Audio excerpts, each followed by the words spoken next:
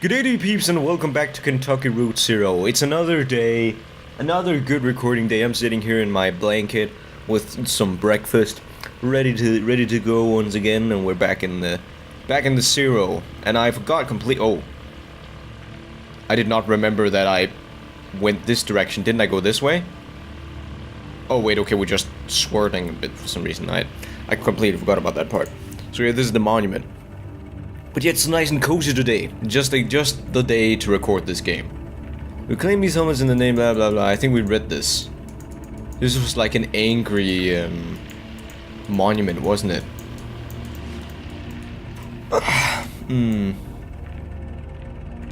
Yeah, they're just mainly hurt.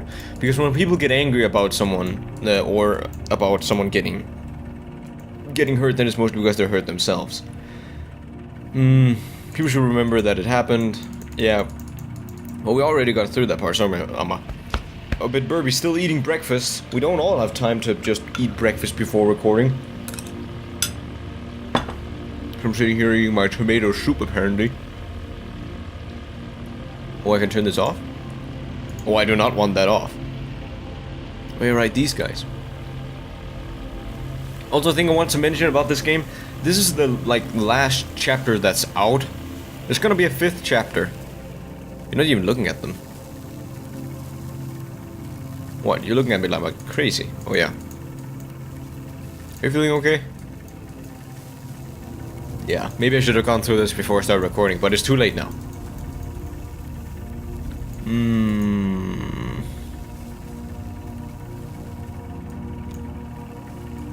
She does? She has experience with the distillery? Even for me? Oh yeah, I forgot we're still trying to find Weaver. I don't know if that's I don't think that's the complete reason that Shannon is here, but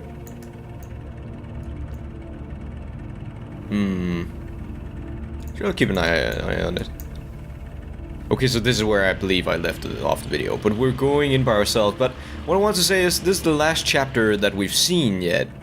And I still haven't seen, the people that I saw in one of the thumbnails, or the thumbnail, the game artwork, which is like a man with a little girl, if I remember, and a woman.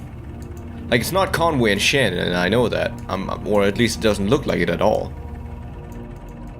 Yeah, that was a warning sign telling us not to...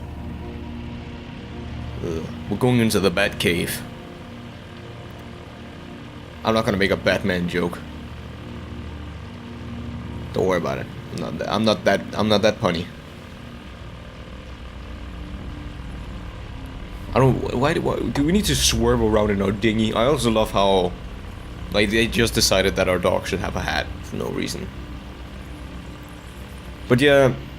Ooh. Can we see? Bat fact. Ever talk with your mouth full? Bats do it all the time. Bats talk in extremely high frequency clicks. Too high for the humans to hear. Then they use their powerful ears to scan for the echoes of these ultrasonic clicks. By comparing their subtle differences in the time these echoes take to come back, differences of just millionths of a second, bats are able to picture their environment with enough accuracy to catch a flying insect.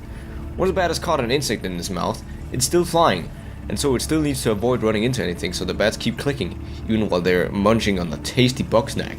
It might be poor table manners, but it's crucial for surviving in the dark. I actually kind of knew that, but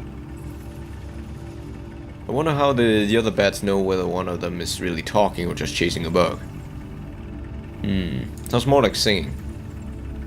I like to hear that. So I still don't remember where we're going. It's just, I guess...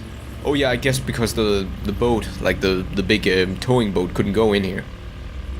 Which would make sense because it's pretty dense. But they said they would meet us on the other side. But yeah, I still don't... I know the main story, but the game sometimes goes off on these different tangents that I'm not really sure of. Is that a bone tree? God, the visuals are so cool. The split-nosed brown bat, is that the really ugly ones? Natural diet mostly consists of moths and other small insects that breed along the river. Here at the artificial hibernaculum and sanctuary, we use a combination of chemical snares and ultrasonic wards to repel all potentially contaminant-bearing insects, and replace them with our own locally bred and spawned hypoallergenic, antiseptic pseudomoths, which we call the little grey nothing moth. You may be thinking that the other moths and insects the split-nosed brown bat would have been eating are very much relieved that their natural predator has found another food source. Not so! We've installed netting and highly effective moth traps along the river where the split-nosed brown bat normally hunts to balance their escape from the food chain. But eating moths isn't the only systematic contribution these bats make. They also produce a potent fertilizer in the form of guano. Oh yeah, that's right. Isn't that like the stuff that's in some makeup? And stuff like bat poop? That's freaky. That helps plant life thrive along the Echo River, the shore of Lake Leith.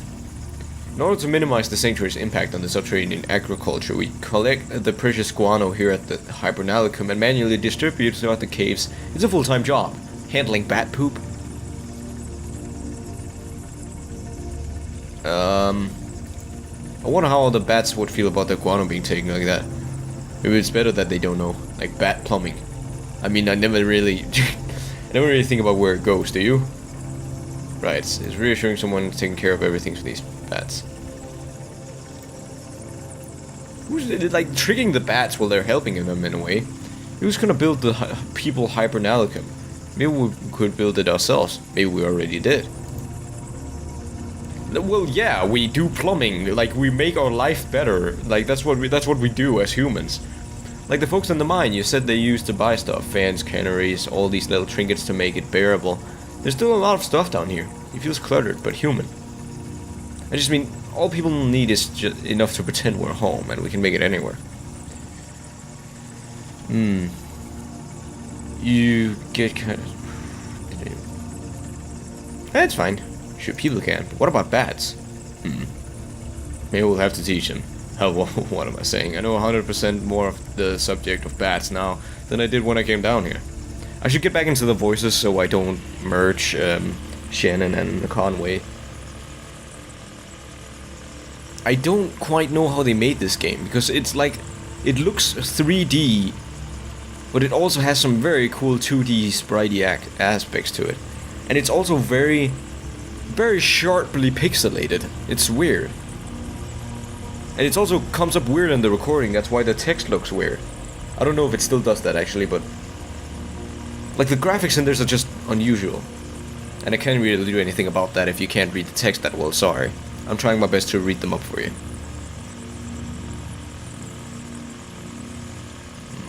But yeah, I also watched a documentary once about the bat guano or whatever.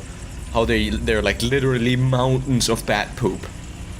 Oh no, I wanted to read that. Aw, I didn't know there was a timer on that. Oh well. But you also talking about, oh yeah, I haven't seen the people on the artwork yet.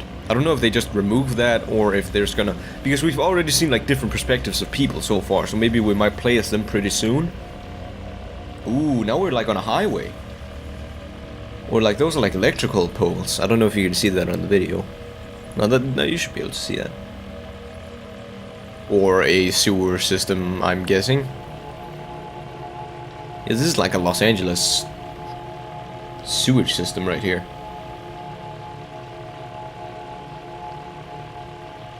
Excuse me, are you having dinner by the sewage? Is that what's happening here? Like, I mean, I don't want to judge anyone's lifestyle, but... you remind me of the guy from, like, The Spirited Away, like the old guy.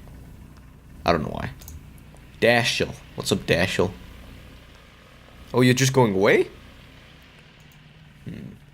Could be bypassed with another capacitor and 100 narrowfats to reduce noise. Are you Dashiell Morse? Him? Me? Yes, I'm him. So I've been hacking on this thing all night. My thoughts are starting to come in alternate currents. We don't install this type of phone for customers anymore, but there are quite a few of them still in circulation. Anyway, the new system doesn't source enough current to ring these old bills, so I'm trying to come up with a workaround. Maybe a little box the customer could attach right before the wall jack. I'm a bit of a circuit geek myself. I bet. I mean, you seem very comfortable with electronics. Is this your first time down here? Yeah, I can tell your eyes can't quite adjust to the light. It takes some practice. Believe it or not, I've been coming here since I was a kid. For one reason or the next. Back then, this place was a train station. It's true, they had bats then too, but they were considered a nuisance. So it got flooded? That would explain why the light poles, or like the electrical poles in the water. Well, the river shifted and this place slowly filled with water, carrying the trains away with its current. It does that, the river. I don't begrudge it. It's a good reminder that everything we have is borrowed, even trains. Eventually, someone at the Bureau of Reclaimed Spaces heard this place was still empty, so they moved the phone company in here. I returned here as a young lineman, a skill I picked up on wartime. Running the telephone wires behind enemy lines, we used trees instead of poles. I miss that actually. They were easier to climb. It's just as well. I'm in no shape to be climbing anything these days. The closest I get is patching up the wiring in the crystal room for the WEVP folks. The radio or the TV station. Oh, maybe they should print some maps. It's not really supposed to be a secret, but it's not common knowledge either. That must be why they are always so short-staffed. Listen, miss, if you're interested in WEVP, you should go talk to them directly. They're always looking for more volunteers. Take the ferry over to the silo, there's a mail stop there. They don't sign anything, just ask around. I guess I'll get back into this damn old ringer. Bobby's just a little further down if you're dropping off that package. Nice chatting with you. Oh, I actually regret because I was gonna talk to... Oh, hi, I remember you. But yeah, I was gonna talk about Weaver, but I misclicked. Yeah. Do you know where the telephone exchange operator is? I'm not gonna question why someone's here. Come on, like it's a bar in an old train station that's flooded now. We just floated by skeletons. I don't know what that means. I'm just exploring. I like dark underground places. I'm a romantic. Really? I think I'm more... So am I think. Yeah, it'd have to be to hang out down here. Okay, bye. Glad we had this wonderful conversation. I do not want to turn off that light. That is horrifically dark. Is Conway following us? Abel and Eloise, the lovers' couriers. Bred for racing, Abel and Eloise spent most of their lives as carrier pigeons in the employ of the Echo River Avian Post. They retired here after Abel was disfigured in an accident with a light aircraft, but old habits were hard to die. Abel and Eloise would pick up scraps of paper from the ground, the trash, even pull them out of pockets and deliver them to other people nearby, to delight or embarrassment. Word spread. The travelers passing through this tunnel began to come prepared with love letters, poems and other written desires to pass along indirectly through these pigeons. After a hard day's work, Abel and Eloise would always be found nestled closely together in a disused newspaper stand, set aside for their habitation, and that's where we left them. Oh, that's cool. I like the little lore parts, if they're understandable to me anyway. Sometimes they get very confusing. What's up, Poppy? Poppy? I'm Poppy. I don't know what that... I've never actually watched that video. Just sit right over there by the lamp, sweetie, thanks. Actually, just a minute. Who does that parcel claim to be from? That's weird. There's no label on it. Well, if we're lucky, it's chocolates from a secret admirer, and not some snake from an assassin. So who are you? Do you work at the post office? Or the tugboat? I don't ask because I haven't seen you before. Was that you I heard chatting down the hall? Yeah, I just met Dashiell. He's been hard working on that obsolete ringer, hasn't he? Poor Dashiell. You know, he's not really... He was let go a while back. A long while, actually. When they started restructuring, he was one of the first to go. But he talked them into letting him come every day and fiddle with some interminable project. He says it's to keep a long gap from growing his resume, but I think he just has nothing better to do. One of these old men needs work, you know. Doesn't know how to be any other way. I guess there are no real jobs down here, but there are fake jobs, I guess. It wasn't always like this. When I came to work at the Echo River Central Exchange, there were 12 of us. Loretta, Edna, Meg, Kara, Marie, Louise, Liz, Hester, Angie, Wilma, and Connie. I was number 12. Connie and I were hired on the same day, but she showed up early. Marie finished college, and Hester was fired for snapping at a rude caller, but he had it coming, and I hear she did just fine on her own. So they hired Beryl, Jana, and Sachiko, which brought us up to 13, and that was as many operators as we ever had here at one time. The power company came along, buying all the lines, and one day they took the exchange as a throw-in. Like it was nothing. Nothing. And they started just phasing us out. Edna, Meg, Kara, and Louise left one Friday evening and were asked not to come back on Monday morning. Beryl saw the writing on the wall and quickly found employment at Private PBX. They had Jen and Liz stop routing calls and write up some kind of best practices document instead. It was their final task as exchange employees. Some of the girls were reassigned to other divisions. Connie, I think, was checking residential meters. Sachiko and Wilma were moved into energy sales, cold calling businesses to see if they needed to upgrade their electricity plan. At least they were still on the phone. There was just Loretta, Angie, and me. We were swamped. The hours were hell, and hard on the throat.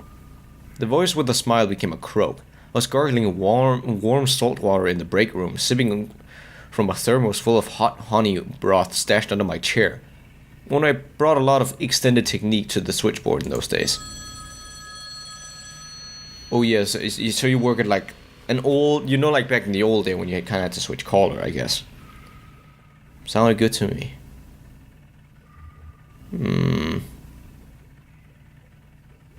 Should I? We're out the relay. So, where was I? Hot honey broth and salt water. Right, and a healthy dose of slippery elm. I got that one from Kate. So after a few months, it was just me. A new automation strategy was announced, and this place was rechristened Consolidated Auxiliary Switch Number 30. Where is that the dog? Did Conway go over here? No, wait, are they sitting in the dinghy there? I can't see anything. Are you lonely?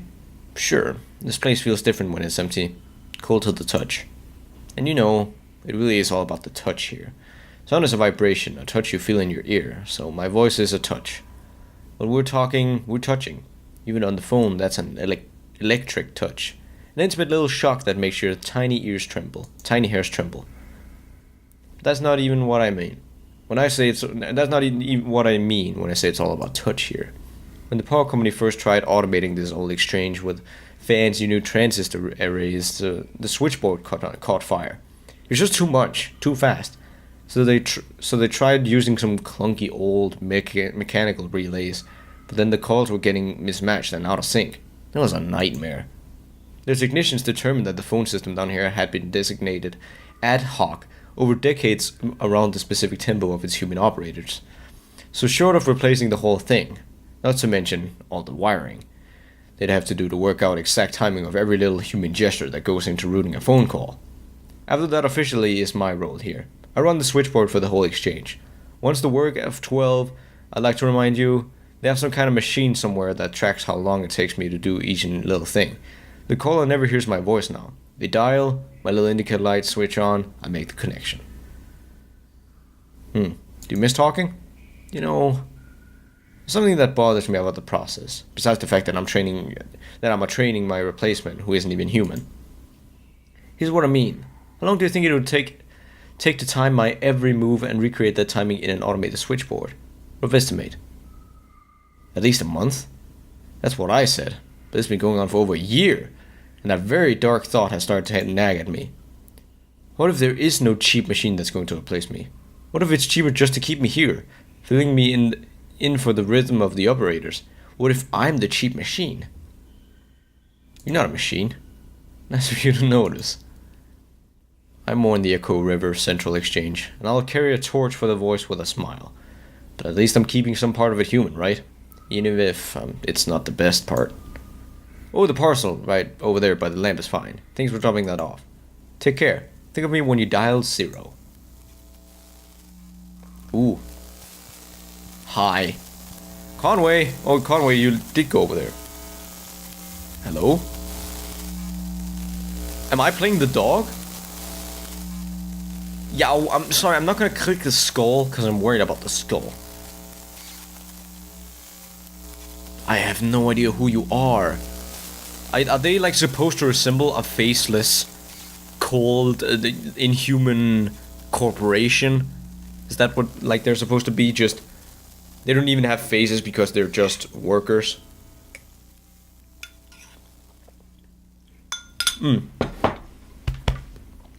Sorry about that.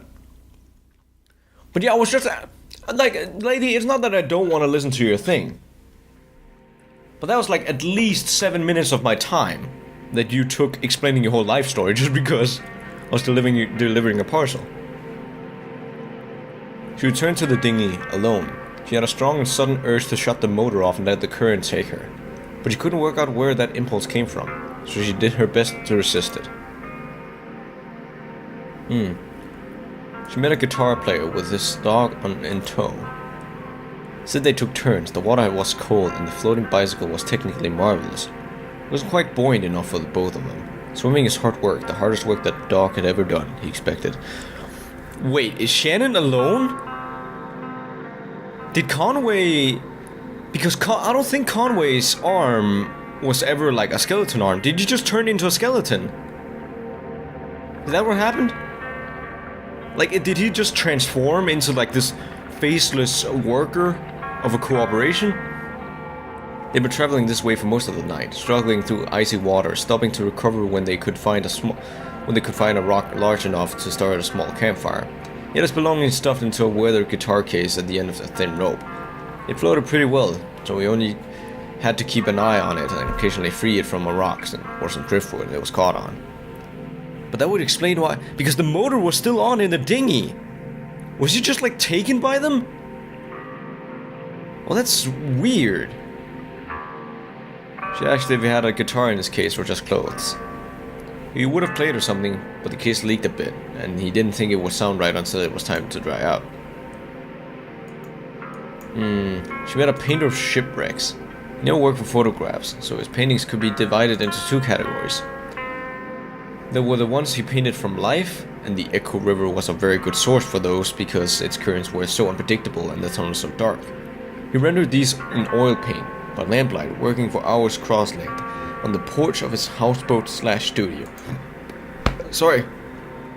Then there was the ones he painted from memory, mostly the memory of a single wreck he encountered as a much younger man, picking up litter where the coastal highway cleaves the rocky beaches of the northern California.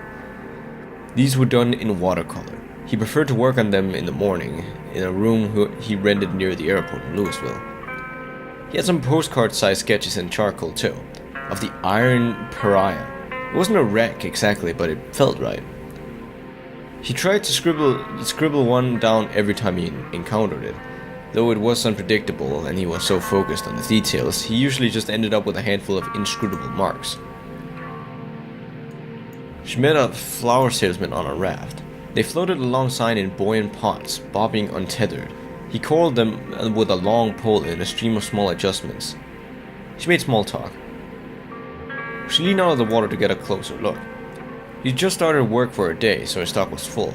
He pushed a few bouquets her way. First was a rustic bundle of mums. Mums? He suggested it would make an appropriate apology bouquet. Next, a simple mixture of snapdragons, made to look wild. She thought it looked eager, and he agreed. Finally, a rustic mass of blue-petaled flowers of many different kinds of types. He said it was for a particular kind of person. If it didn't remind her of anyone specific, she'd better move on. He drifted away with the current, pushing his flowers along with the raft. She gave in, shut the motor off, and floated for a while. Then she knew what she had been craving, a moment of silence.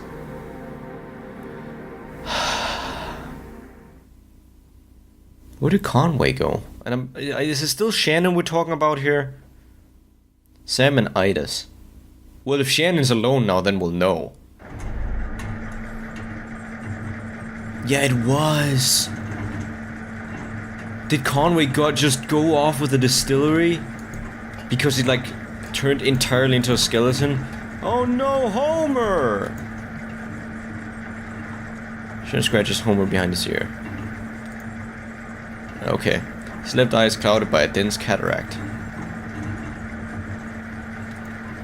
She wonders if Homer has any sight at all in that eye, and how that might affect the dog's deep depth perception. She pats him on the side and says something comforting. Oh, I'm sorry, Homer. Sam? Oh, the Sam is in the bell. Hello out there. Headed up or down? I'm just looking for the crew of the Mucky Mammoth. Yes, ma'am. They stop here every morning. I expect they're upstairs now, and I just got the coffee going. I could use a cup myself. It's cold down here. We'll head upstairs and she'll take care of you. I'll be along in a minute. I don't know if you're a guy or girl, so I don't know what voice to give you. Still think that's a really neat effect, like the horseshoe. God, this, like, as the episodes have been moving on, the art style has just been getting better and better. Well, actually, it was pretty impressive just to begin with. Oh, is that... Oh, Johnny's over there, okay. Hey, guys. How you doing? Just in time, we've already finished eating, but we're about to place a to-go order for Clara. She's back on board getting ready for the show. Take a look at the menu, I'm sure there's something you'll like. Ida's a bit of a local celebrity for cooking, I mean. Hey, Ezra was just asking about you. Hey, Ezra's just been asking about you. He's around the corner playing a video game. Maybe go let him know you're back? Or... where is the old man anyway? Are we just not gonna see Conway anymore? That'd be so sad. Oh, he told me to. Oh, he told me to get the boat, or not the boat, the car when he was done for. Is he just gone? I hope not. Oh, bad luck. You'll get it next time. Hey, got a quarter? He's almost got this. It's true. Sure, have 1 quarter. Thank you. So, where's... They took him. Damn. He really got himself into a situation there. Yeah. I'm gonna sit down. Cool. The food's good here, so I think everyone else is finishing up, but you'll probably get something to go. Alright, Claw Maestro, let's give it another shot. So let's see what's on the top of the pile here. There's a stuffed octopus. Okay, so now we're playing as Johnny.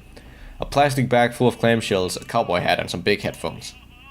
The octopus has a leg wrapped around the boombox underneath it. The shells are pretty clear, but I don't know if a claw can really grip that bag well. The cowboy hat is in the corner, so it's kind of tricky to tell if it's wedged in or not.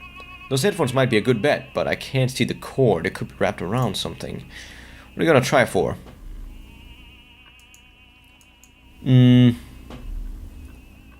Let's get the cowboy hat, since we're... Well, I would say Kentucky, but Kentucky is like East America, like northern Eastern America, so it can't even use the typical yeehaw stereotype. Sorry about that. Let's go for the octopus. Wow, alright. I admire your confidence.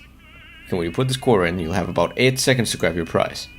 The octopus is square in the middle. Let me know if you need help lining it up. I've got a slightly different view of the field from up here. Ready? Here we go. And the machine awakens. 08. The claw hovers in front and left corner of the machine. Front left. Joystick right. Okay. Up.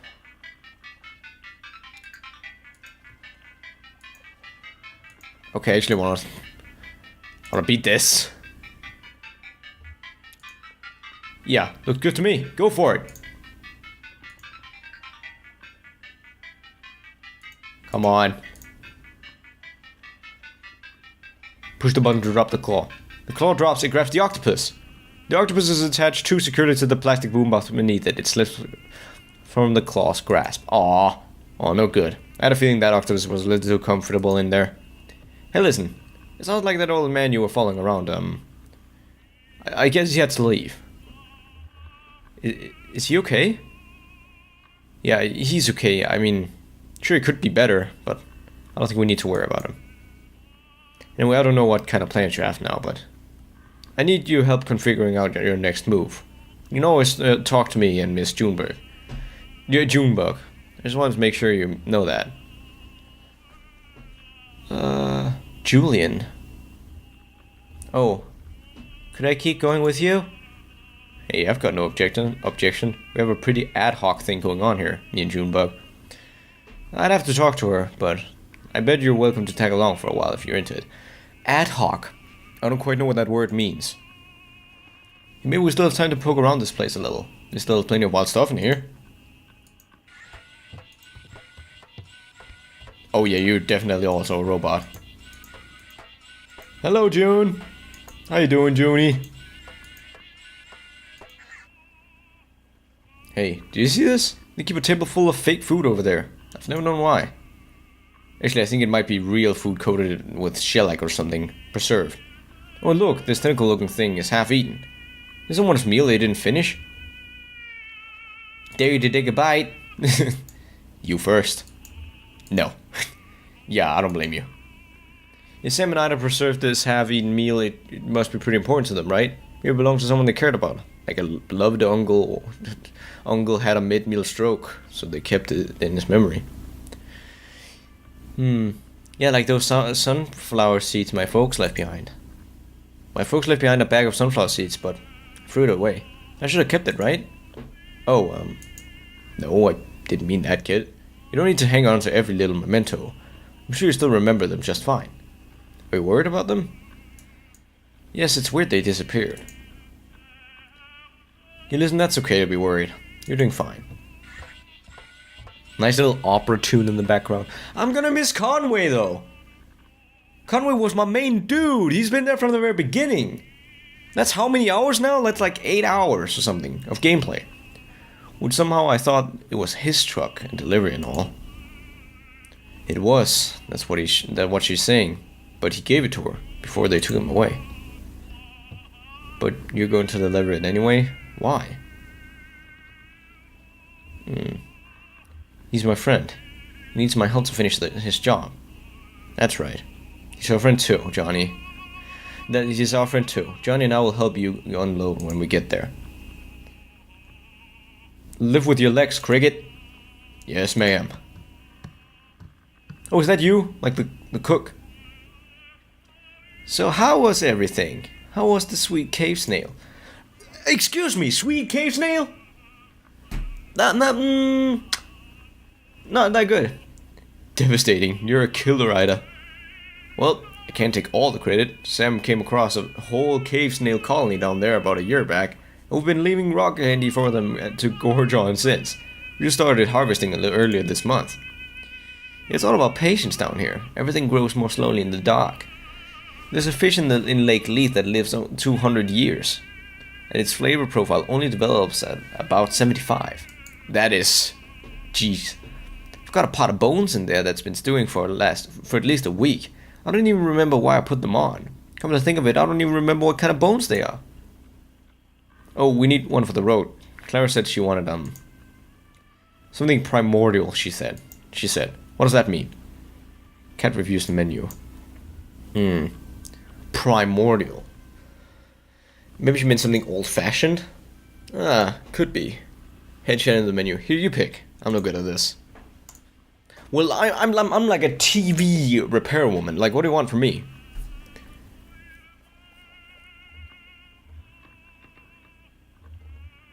Turns page. How about...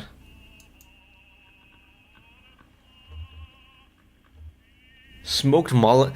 Ida smoked mollusk spread with Tennessee toast. That sounds at least decent. Good choice. Your friend will love it. I'll have it right out, sweetie. Leans over the table and carefully examines the preserved food and drink. What? Ezra? He runs his finger along the greyish claw. The surface of the claw is completely smooth. And that was a small one. Asymmetrical. Sorry I startled you, sweetie. Whose food is this? This is the diver's table, and this is where the divers meal. This food is about 15 years old, it's true. They were different then, nobody came to eat here. We were fighting just to keep the lights on. Sam, my husband, Sam was depressed. He couldn't catch anything. That's part of the problem. Most of what we served was shipped in, frozen or dried, and I just threw it in the fryer. We've both come a long way since then. Well, 2 young men came in for dinner, seasoned divers, they said. Over 10,000 hours between them and the Lake Leith alone. They'd been out all day salvaging parts from the riverboat wreck, and had worked up a fierce hunger. Fierce hunger, they said. They ordered the whole menu without even looking. It was a short menu in those days. I sat them right there, and went back to the kitchen. Sam was at the next table doing Sudoku and drinking malt liquor, his usual routine at the time. An hour later, I was cleaning up when Sam came bursting into the kitchen. "Ida," he said, kind of frantic. "These divers are still hungry. Bring them another course." And I said, "They already ordered the whole menu." Sam said, "Make something new. Keep making up dishes. Whatever, just keep bringing out new food." So I did, until the small hours of the morning. I made up so many dishes that night, I could write a book. And it was good, inspired. But I was working so hard and fast at the burning edge of the inspiration, I didn't think to write any of it down. And I was so wrecked with exhaustion the next day, I knew I couldn't remember what all I'd done in the kitchen. Sam thought we could make a photograph of the leftovers, but we couldn't get the lighting right, so we just shellacked the whole table. Now when I need inspiration for a menu, I come and look here and think about all those ingenious dishes I threw together for those divers.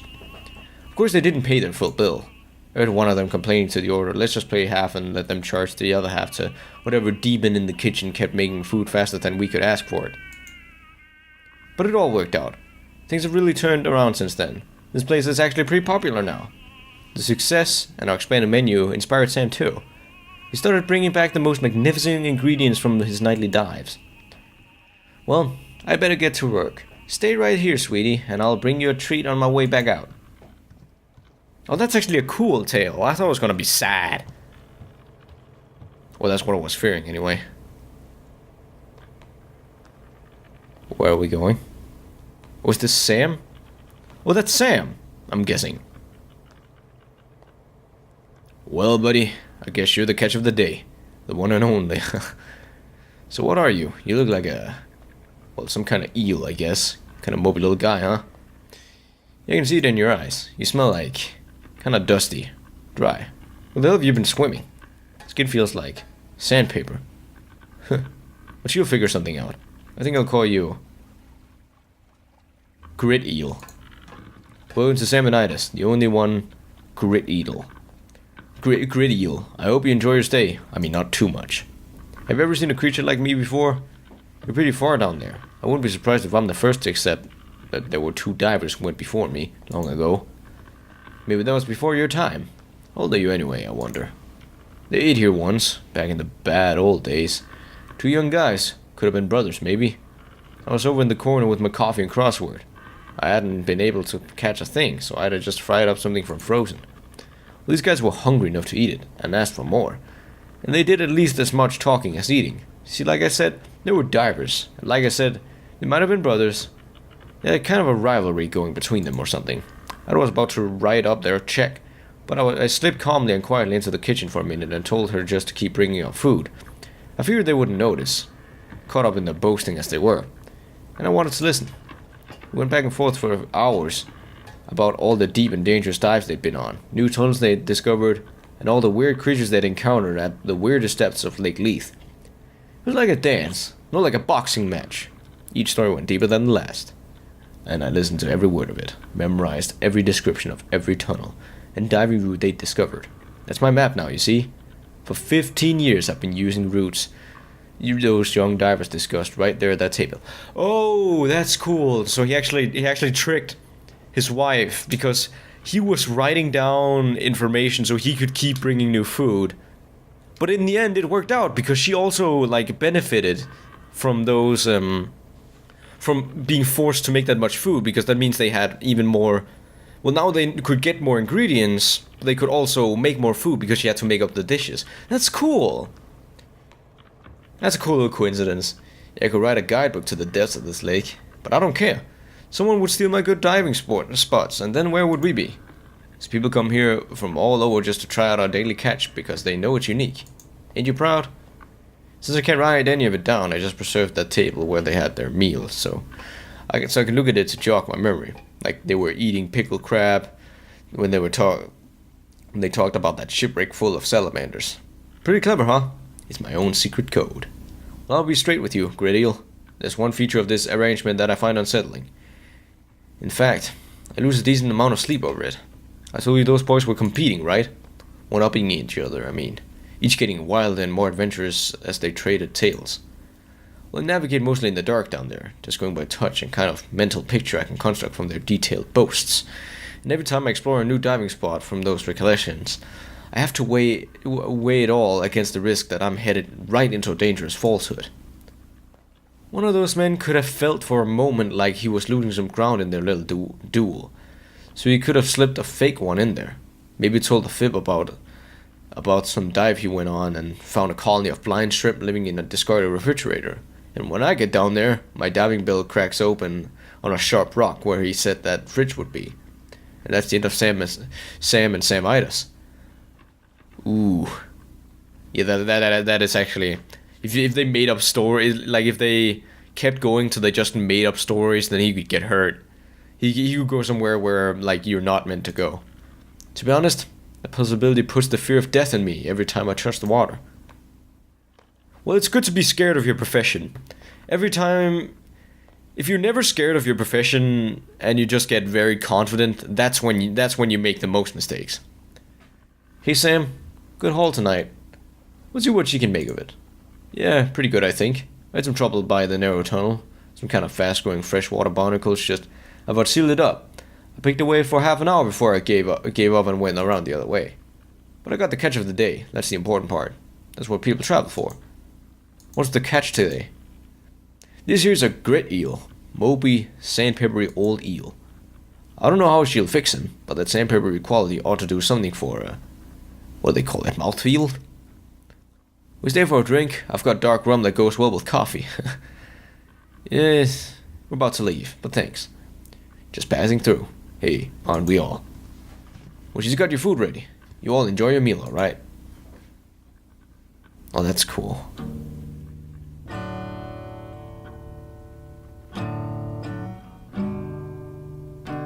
And here we are. Is that the band again?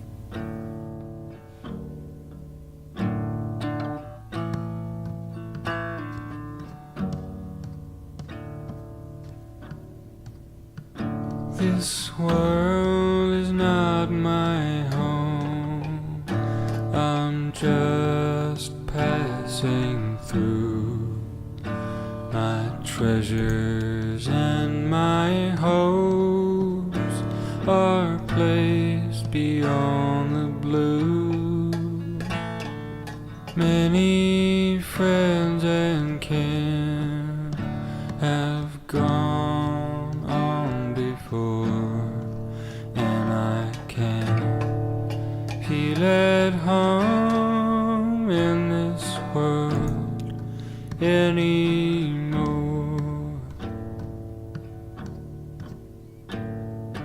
Oh Lord, you know I have no friend like you. If heaven's not my home, oh Lord, what will I do?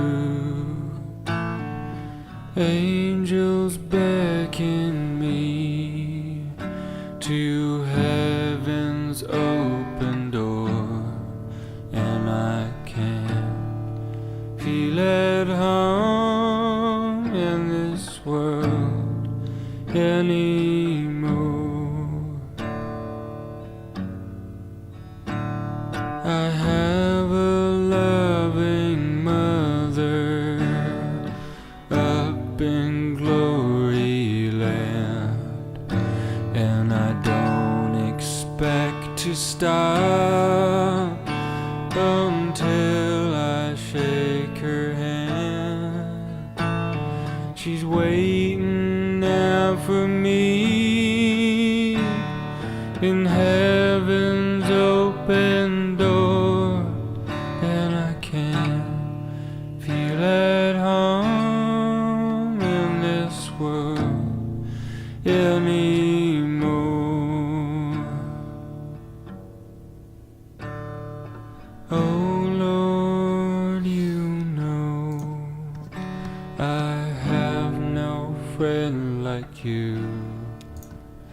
If heaven's not my home, oh Lord, what will I do? Angels beckon me. Oh, that was so cool. Oh, that was a cool. I got almost emotional for that. I completely. You might also notice, like, I kind of just zoned out for that one. That was beautiful. Like, this game is, it's a ride. Like, at times I feel like I'm almost about to be thrown off because, like, it gets so convolutedly confusing. Like, the last parts of episode 3 especially, because that was when the episodes started getting longer than they usually were, and I had to make really long episodes because I thought the times would stay consistent, but they don't. So I was just beginning to get, like, kind of annoyed at how much I didn't get of the story and how, like, confusingly artistic it got. But, like, moments like this episode was just really good. Like I just really like this game. And it definitely, I think every single scene with the band has just been, like, amazing. I hope I don't get into issues for that, but I didn't want to just like the scene with Junebug where she was dancing to, or where, like, they were singing. Like, I was kind of, like, trying to talk because I'm worried that I'll get in trouble if I just, I don't know, let the music play in a video. But you know what? Like, I just wanted to let it do that now. Like, that was so cool. Like, this game definitely has, like, some amazing moments. And the next episode comes out in, like, or the next act comes out somewhere in 2018. It was told to be early 2018, so hopefully I'll be able to play that not too long after I'm finished with this episode. But once again, this episode is really long. So I'm actually not even, I don't think that I'm that close to the ending yet. And even if that is, then I'll just spend, like, I don't know, a solid 15 minutes just talking about the game. But anyways, thank you guys so much for watching this, and I'll catch you all later. Peace.